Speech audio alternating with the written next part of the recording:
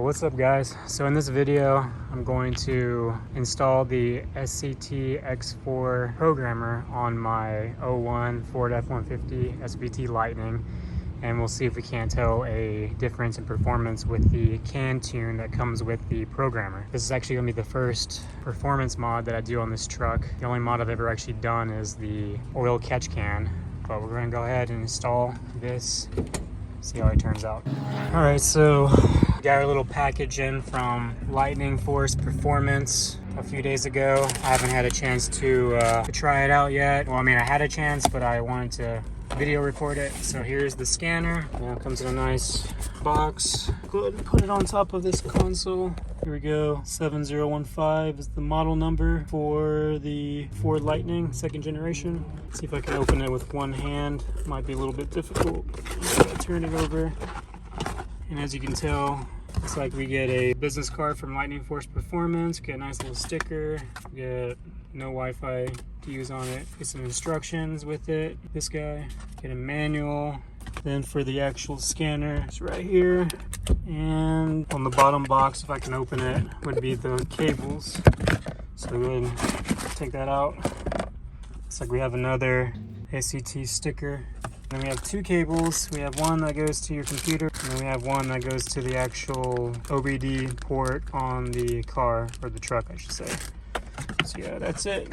I'm gonna go ahead and go over the instruction manual real quick, and then I'll see you in the next clip. All right, so after looking at the instructions, it looks like number one thing to do is check to make sure all the parts are there, which they were. Number two is pre-install checklist, internet access, and allow about 30 minutes to do this. Number three is some other stuff, important on device info. Number four is to update my X4 device. So I'm gonna have to do that first. I'm gonna have to go back to the computer and internet connection to update my device. And then looks like number five is when I'm going to read the vehicle VIN, and eventually I'll get around to programming the vehicle. So I'm gonna do that now, and I'll get back to this in a little bit. All right, so I have my SVT programmer plugged into my HP laptop. It wouldn't work on my MacBook, so I had to go home to use this. And as you can see, it tells you in the instructions to look at your device info and just verify everything. I'm getting ready to update the programmer just in case it needs to be updated. I went ahead and installed the device updater, and the instructions tells you where to go, but it even says on this programmer, www.svtflash.com. So we're gonna go ahead and double click on this and follow the instructions.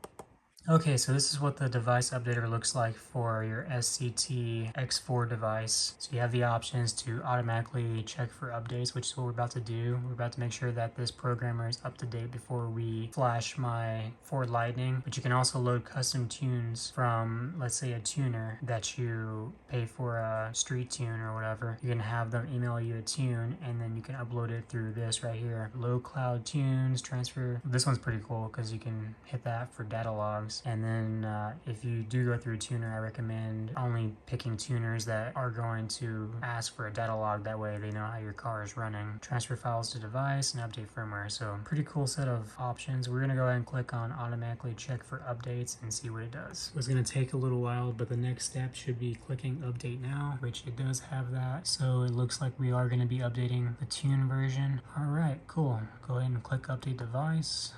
And this might take a while, so I'll go ahead and cut it off right here. Transferring 1 of 343, that's gonna take a little while. So now I know why the instructions say to allow up to 30 minutes to complete the initial setup and installation, because the device update on its own takes 30 minutes. So just an FYI for anyone that decides to buy the programmer. But now we're gonna go ahead and install it on the truck, so I look forward to that.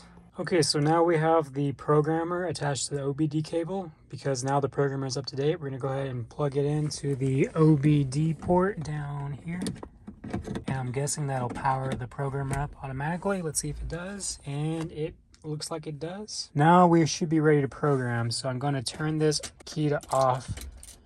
From the main menu, select program vehicle. So we're gonna do that right now. All right, so I have the key in the off position, but the programmer is connected, so we're gonna hit program vehicle. Street use has a little notice. Okay, we are gonna turn it back on, so let's do that right now. All right, so it's like we have the F-150 and then the Lightning. Of course, we're the Lightning. All right, so fuel octane, towing, performance,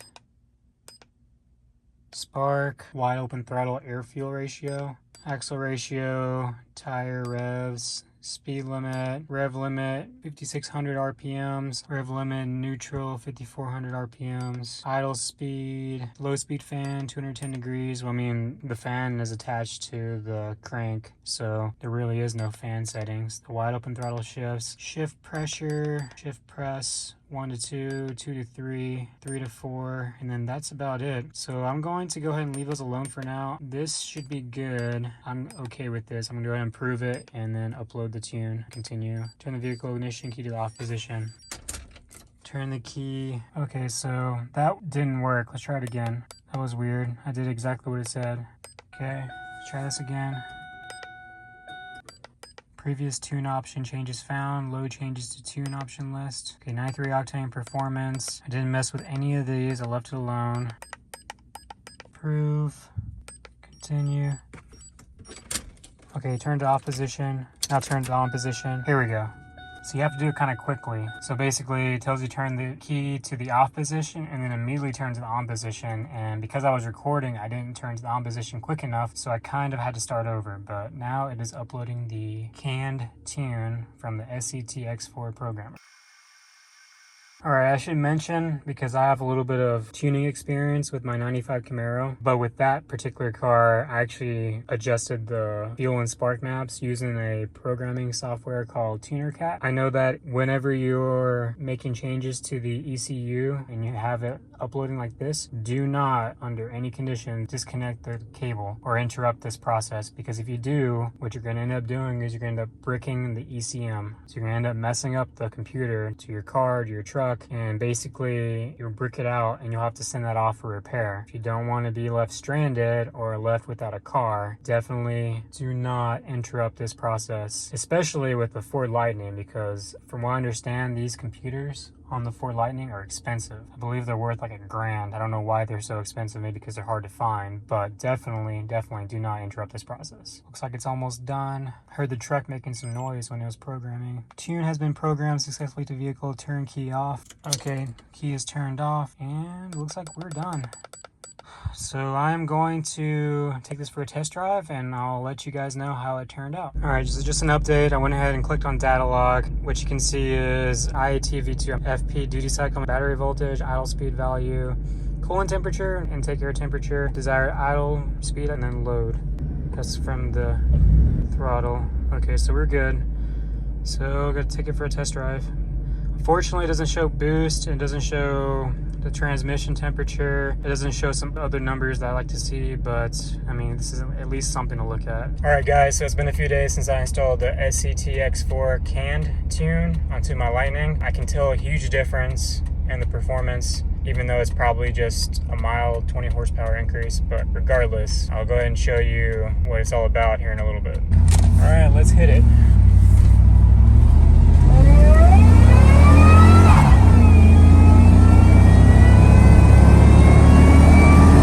So I can already say I don't like going wide open throttle from a dead stop, because when I do, my truck wheel hops a lot more than normal with the tune. So I really need torque arms installed for my suspension. So that is one reason why I don't like to do wide open throttle from a dead stop, which that one wasn't from a dead stop. But then also the second reason is because when I was doing wide open throttle from a dead stop after the tune, what I noticed is that it would, take off like crazy, but it would also spin the tires pretty badly once it shifted into second gear from a dead stop. And when it spun tires shifting into second gear, then that's when I feel like I'm going to lose the truck. So if you're not careful, you could actually wreck your truck when you're, going wide open throttle and shifting into second gear. So that's one thing I don't like. With the torque arms, that'd probably help a lot. I can still tell a huge difference with the tune. I know that other Lightning owners that have had a custom dyno tune have made probably 35 to 40 horsepower. So I wouldn't expect that from the can tune, but I would expect at least a good, 20 horsepower from a completely stock Lightning that I have. Not to mention, I do have a little bit of exhaust work.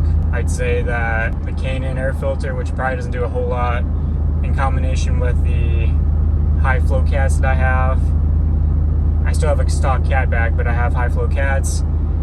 In combination with the tune, I'd say, you know, that should be at least good for 20 horsepower. So what would be 380 horsepower from the factory? I'd say that's, you know, a solid 400 horsepower from the engine. I don't know what it is to the wheels, but yeah, that's what I'm making currently, is what I'd say.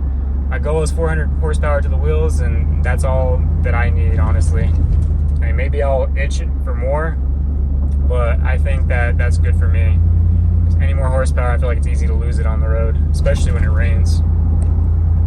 So overall, I'd say that the $308 I spent on the SVT X4 tuner was well spent. It'd be nicer if I could get a custom tune, but for now, I think it's definitely worth the money. I'm really not trying to make a ton of horsepower with the truck. So depending on what your goals are, I'd say, you know, if you're just trying to make a little bit of horsepower, it's worth the money. But if you're trying to do a lot of heavy modifications, then it's probably better to buy the X4 along with a custom tune for like a package deal from various vendors. I know one that comes up to mind is probably JJ. Some people have mixed opinions. I know he has a really good deal on the X4 plus a custom tune. But yeah, if you liked the video, let me know in the comments. I hope to do many more on the Lightning.